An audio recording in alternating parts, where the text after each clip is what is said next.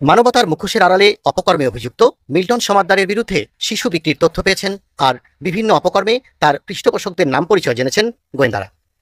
ঢাকার গোয়েন্দা প্রধান জানিয়েছেন, এসব তথ্য প্রমাণ মিলিয়ে দেখতে মিল্টনকে আবারও রিমান্ডে এনে জিজ্ঞাসাবাদ করা হবে। মিল্টন সমাদ্দার এবার পুরোপুরিভাবেই ফেঁসে যাচ্ছেন। মিল্টন সমাদ্দার এই নিষ্পাপ শিশু বাচ্চাগুলা বিক্রি করতেন।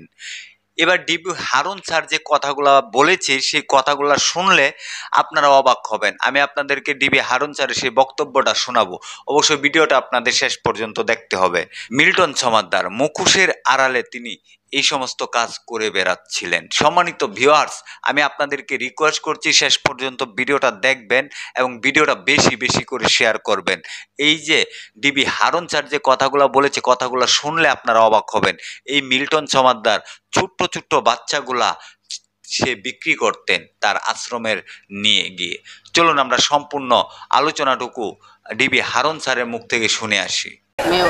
দুই মামলায় রিমান্ড শেষে আদালতের মাধ্যমে কারাগারে আছেন child and old age care আশ্রমের চেয়ারম্যান মিল্টন সমাদ্দার। জিজ্ঞাসায় সে সময় দেওয়া তথ্য উপাত্ত মিলিয়ে দেখছেন তদন্তকারী গোয়েন্দা কর্মকর্তারা। মিরপুরের একজন ব্যক্তি তার কাছ থেকে একটা বাচ্চা শিশু নিয়ে গেছে। এখন সে কি বাচ্চা শিশুগুলিকে বিক্রি করেছেন না পাচার করেছেন? এবং যদি উনি বিক্রি করে পাচার করেন তাহলে বাচ্চারা তার না, তো সেটা কোর্টের মাধ্যমে দেওয়ার কথা।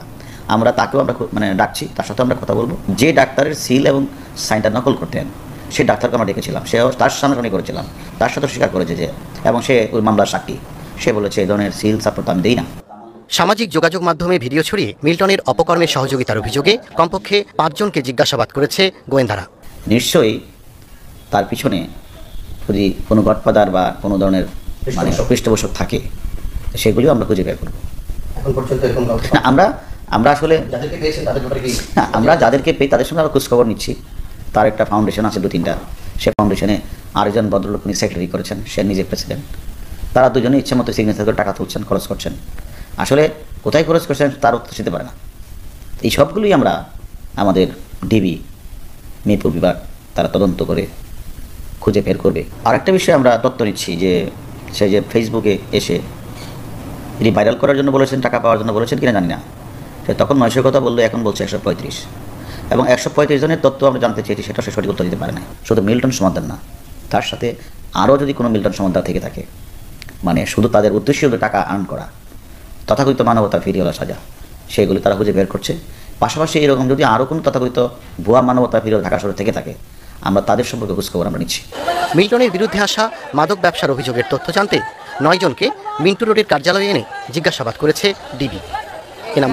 সম্মানিত ভিউয়ার্স, এই যে ডিবি হারুন স্যারের কথাগুলো শুনলেন, কথাগুলো কতটুকু ভালো লেগেছে অবশ্যই আপনাদের মূল্যবান মন্তব্য কমেন্ট বক্সে কমেন্ট করে জানাবেন।